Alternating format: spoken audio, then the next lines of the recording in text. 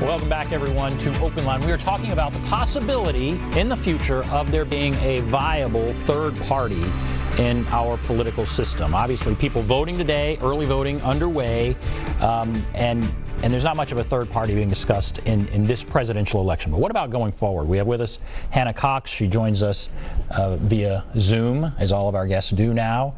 She describes herself as politically homeless, more of a libertarian. And a bunch of calls. So we're just going to keep going to the phones. Let's go to John.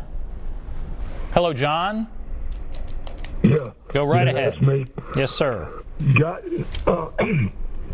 was going to say, I think maybe and all the work I've done, and all my government, everything feels like one party. It's like maybe there should be a lot more choices of parties. Like maybe some of these parties should divide up into another type of party where they, some things are. But anyway, this has been the fastest 4 years I've ever. All right, you're breaking up, but I think I can. Let me try and decipher what I think you're saying. More parties. You're saying there should be more parties. Some of the parties now should divide up. You said earlier, Hannah, you think 4 parties would be nice.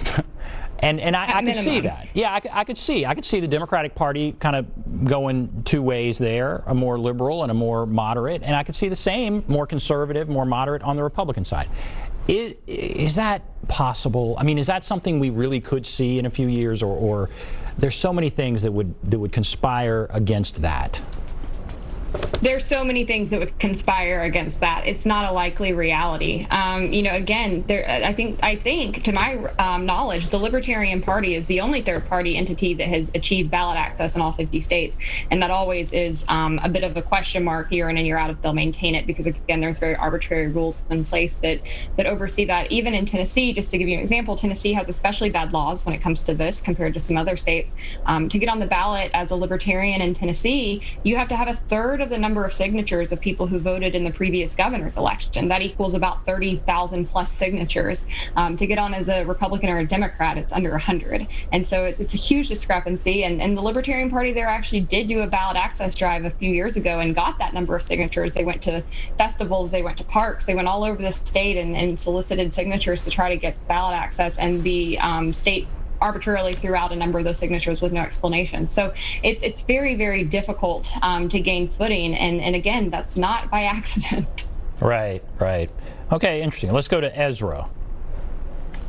Hello, Ezra. Hi, how you doing? Great. Go right ahead. What's on your mind? Well, first I want to thank you for your wonderful shows. I have participated before, and I really enjoy the conversation. Thank you. I also agree that every party that exists should have equal airtime so that people can really see what is offered and what's available and what their options are. The two-party system isn't allowing for that. I think the problem is that it shouldn't be about money. It should be about the federal government and the networks. All of them should provide free airtime for anyone that's running for, any party that's running a candidate for president. They should all have equal time. They should all be able to get up there and debate together. And even if they don't have a shot, their ideas can be absorbed by the other candidates and help to influence how things go for everybody. So that's how I feel about the parties. And as far as Donald Trump goes, the woman who is really defending him, if she had lived anywhere near New Jersey back when he destroyed Atlantic City because of his dealings and not paying people and going bankrupt, and so that he doesn't have to pay people over and over again, this is a selfish, narcissistic man, doesn't care about others, and people are being fooled, and why? Because of the money that goes into the message, and especially not setting the example of wearing masks to protect people. No matter what he feels, he should do what's best for all, and he doesn't have that mindset to be able to do what's best for all. It's about his donors, and it doesn't matter if they're horrible people, as long as they like him, then he's not going to say nothing bad about them, and that's the way that goes. Well, Ezra, thank you for your point. The first part of that, she's saying we should have more people in debates and there should be free airtime. There are other countries that do some of these things. So as you're politically homeless.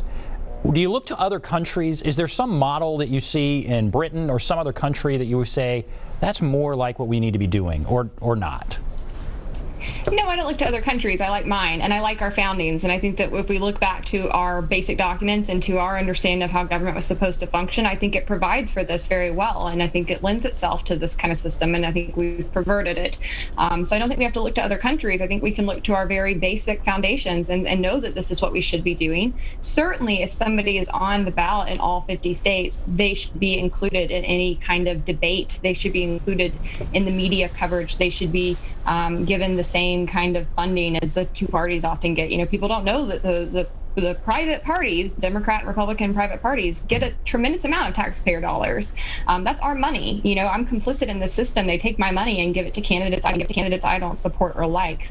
So there's a lot of issues in that. And I absolutely agree with Ezra that we need to have better access, better equality in our system, and let people hear the issues, let people hear what other options are out there. I was raised Republican. I'd never heard of anything else besides Republican, Democrat as a child. When I first started encountering libertarian, I thought, I don't know if I'm like that, because that sounds like a liberal, and I'm not that, right? I had no clue what a libertarian was. As I started researching it and becoming more informed, I couldn't believe no one had ever told me about that, because it was so in line with what I believed. And so I was very frustrated by the fact that I felt I had been withheld from information. So I think the average American would probably feel that way if they started learning what else was out there. So right now, where do things stand with libertarian? You said it's very hard to get on the ballot in all 50 states. You talked about Tennessee. Is there a libertarian on the ballot in Tennessee? Is there a libertarian on the ballot in all 50 states? What about this presidential election? Yeah, in this election, Jo Jorgensen is the Libertarian nominee, and she will be on the ballot in all 50 states. It's a question of whether or not the state will list Libertarian next to her name or put Independent.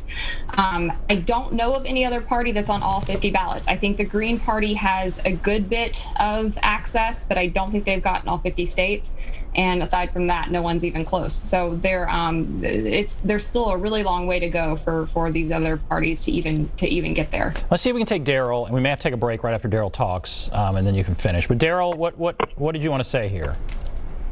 Yes, I was just wanting to call and say that I disagree with having more than two parties. I'm a Democrat, I vote Democrat, but at the same time, is more going on in America today than just getting more parties added to the basket of mess that we got going on in America. Systemic racism is going on, and we're worried about getting more parties to add to the mix.